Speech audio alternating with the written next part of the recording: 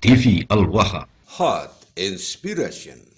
Assalamualaikum warahmatullahi wabarakatuh. Sedulur TV Al-Waha dimanapun Anda berada, dari kawasan Sejuk Beniwah Kerajaan Kecamatan Bojong Kabupaten Tegal Jawa Tengah, inilah channel TV Al-Waha Hot Inspiration. Kembali masih tetap bersama saya Baharil Ulum dalam segmen acara Sorotan Baharil, menyorot dengan hati, membahas dengan teliti.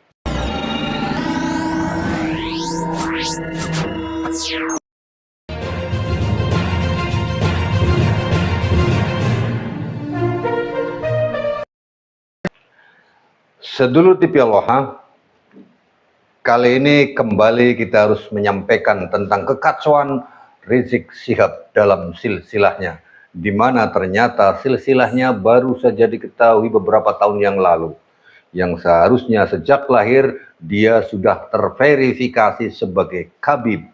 Tapi ternyata justru setelah dewasa tiba-tiba dia tercatat sebagai Khabib, sedulur TV Al-Waha.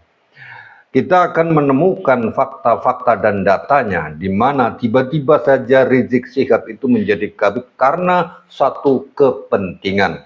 Secara lebih lengkap, marilah kita dengarkan penjelasan dari channel Misteri Realita. Ini dia, sedulur TV Al-Waha.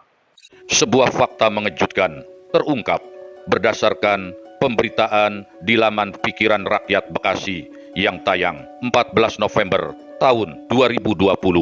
Diketahui bahwa silsilah nasab Rizik Syihab ternyata baru tercatat di Maktab Daimi, lembaga otonom di bawah Rabitoh Alawiyah pada tanggal 8 September 2003 dengan ID nasab 19176.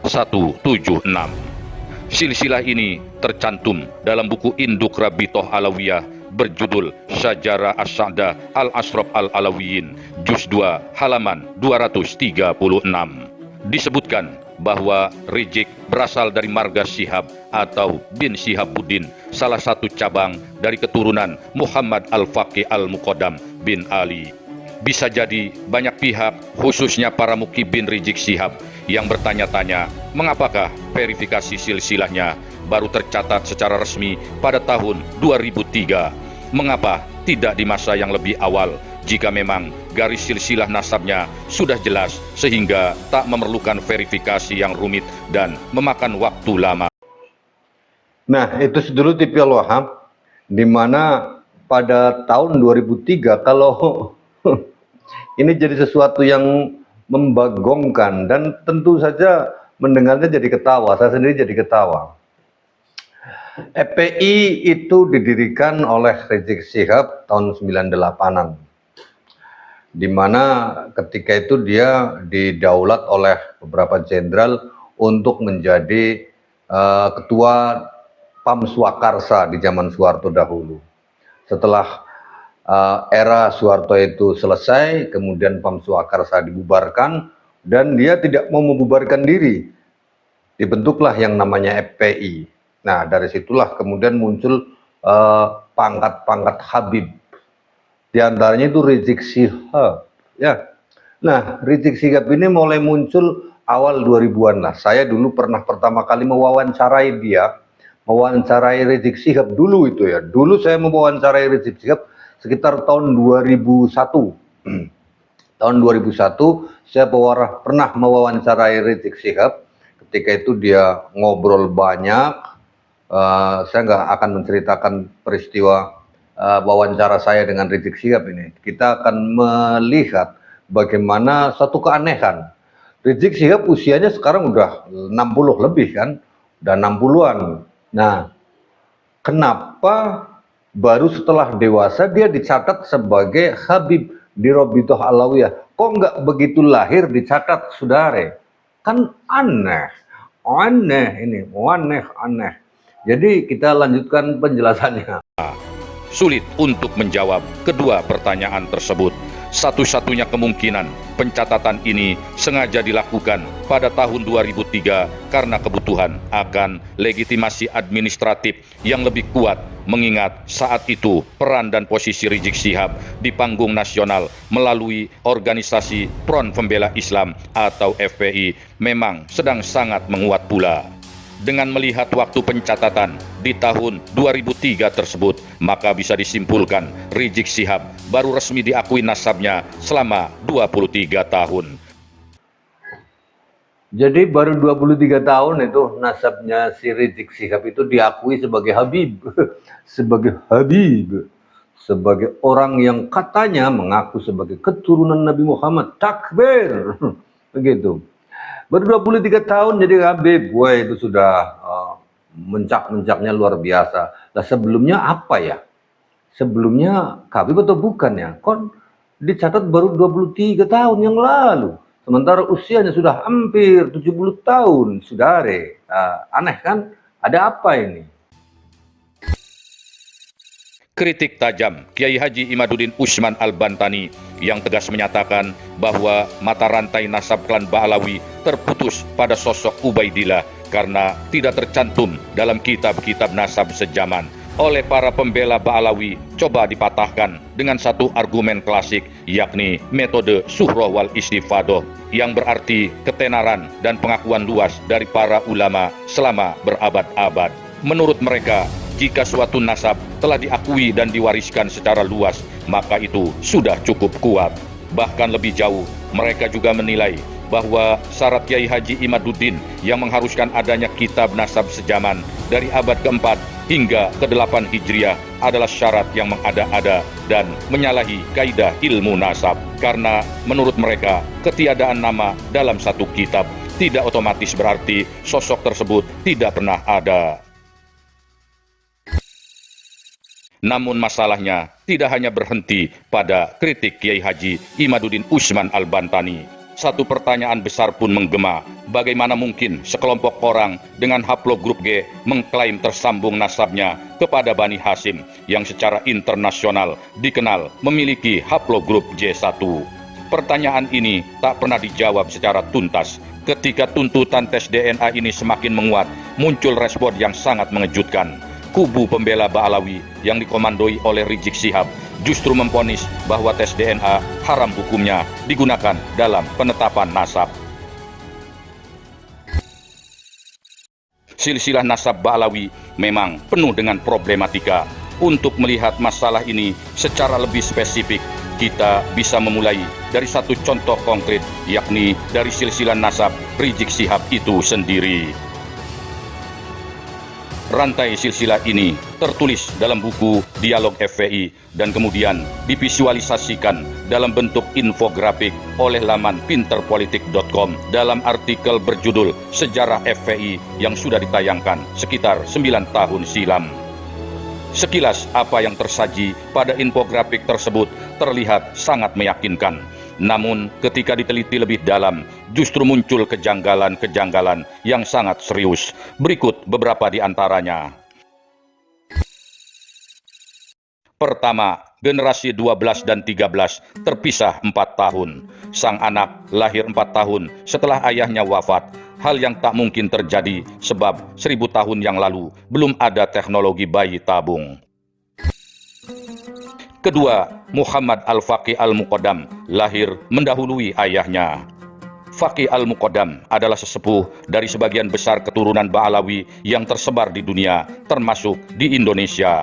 Mengutip Wikipedia, ayah dari Imam Al-Faqih Al-Muqaddam adalah Sayyid Ali bin Muhammad Shahib Mirbat. Sekarang, mari kita perhatikan infografik silsilah Rizik Syihab. Perhatikan silsilah nomor 15, 16, hingga nomor 17. Di sana jelas diperoleh informasi bahwa ayah Faqih Al-Muqaddam adalah Ali Walidul Faqih. Bisa jadi ini adalah kunyah atau julukan dari Sayyid Ali bin Muhammad Shahib Mirbat. Tapi masalahnya bukan di situ. Lihat pada kolom nomor 16, ada nama Ali Walidul Faqih. Tahun kelahiran 630 Hijriah dan tahun wafatnya 690 Hijriah, sehingga usianya adalah 60 tahun.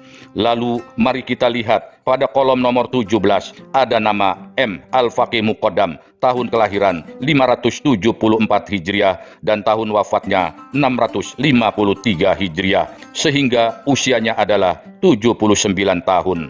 Bandingkan kolom 16 dengan kolom 17. Tahun kelahiran Faqih Al-Muqaddam adalah 574 Hijriah, sedangkan tahun kelahiran Ali Walidul Faqih adalah 630 Hijriah. Bagaimana mungkin seorang anak lahir mendahului ayahnya?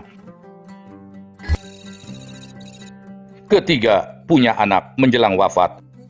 Hal ini bukanlah bagian yang menarik untuk diteliti jika terjadi hanya di satu atau dua generasi. Tapi ketika ada banyak lintas generasi seperti ini, muncul pertanyaan, apakah tahun kehidupan mereka nyata atau hanya dipaksakan, atau semua ini karena kesalahan tulis. Perhatikan, generasi kelima punya anak di usia 65 tahun, 3 tahun sebelum ayahnya meninggal. Generasi ke-19 punya anak di usia 55 tahun, 4 tahun sebelum sang ayah meninggal. Generasi ke-22 punya anak di usia 58 tahun, 3 tahun sebelum ayahnya meninggal dunia. Generasi ke-25 punya anak di usia 58 tahun, 1 tahun sebelum ayahnya meninggal dunia. Generasi ke-36 punya anak di usia 60 tahun, tahun yang sama ketika sang ayah meninggal dunia. Generasi ke-37 punya anak di usia 45 tahun, setahun sebelum sang ayah meninggal dunia. Keempat, cucu dan kakek tak pernah berjumpa. Dari 36 generasi dalam silsilah Rizik Syihab ini, setidaknya 28 generasi tak pernah melihat atau bahkan mengenal kakeknya secara langsung, termasuk berlaku pada Rizik Syihab. Ayahnya Rizik, kakeknya Rizik, moyangnya, bahkan buyutnya Rizik Syihab pun demikian. Tak ada yang melihat atau mengenal kakeknya. Pola ini terus berulang sehingga tanpa disadari oleh penulis silsilah, kejanggalannya benar-benar sangat kentara dan mencolok mata.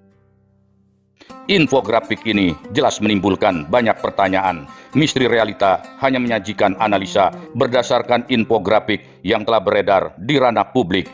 Pertanyaannya, apakah ini hanyalah kesalahan penulisan dari pembuat infografik? Kalau memang tipe, pastinya kesalahan ini tak berulang. Padahal faktanya ada banyak kesalahan angka yang cukup mudah ditemukan. Dan yang pasti tak pernah ada upaya untuk membantah atau koreksi dari redaksi laman pinterpolitik.com atau langsung dari pihak Rizik Syihab sendiri. Dengan demikian, kita bisa menyimpulkan bahwa infografik yang sudah beredar luas sejak 9 tahun silam ini sudah benar dengan segala kejanggalan yang sangat membagongkan. Jadi dengan demikian, apa kesimpulannya? Apakah silsilah nasab Rizik Syihab ini layak dipercaya atau entahlah? Sebagai informasi terakhir, Marga bin Syihab sendiri disebut telah terkonfirmasi memiliki haplogrup G. Maka pertanyaannya kembali menguat. Apakah silsilah Rizik Syihab yang penuh kejanggalan ini justru memperkuat atau malah melemahkan klaim sebagai keturunan Nabi Muhammad Sallallahu Alaihi Wasallam? Nah, itu sedulur TV Aloha. Sekarang pertanyaan dari saya, pantaskah kita menganggap Rizik Syihab itu sebagai keturunan Nabi Muhammad? Rasanya nggak perlu dijawab lah. Kita sudah tahu jawabannya. Dia bukan keturunan Nabi Muhammad. Dan kita bukan sedang menghina Rizik Syihab, tapi sedang menyajikan fakta dan data. Silahkan Anda pikir sendiri. Kalau Anda masih mukibin dan masih mendewa-dewakan orang yang baru 23 tahun dicatat sebagai Khabib di Robitoh Alawiyah. Pertanyaan lagi, sebelum dia dicatat sebagai bagian dari Robitoh Alawiyah 23 tahun yang lalu, dia sebagai apa? Sebagai apa, saudara? Ya, sebagai apa?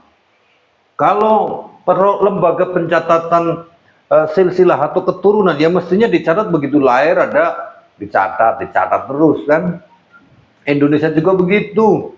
Begitu anak lahir langsung dicatat, ada akte kelahiran, mencatat lahir tahun sekian, bulan sekian, tanggal sekian.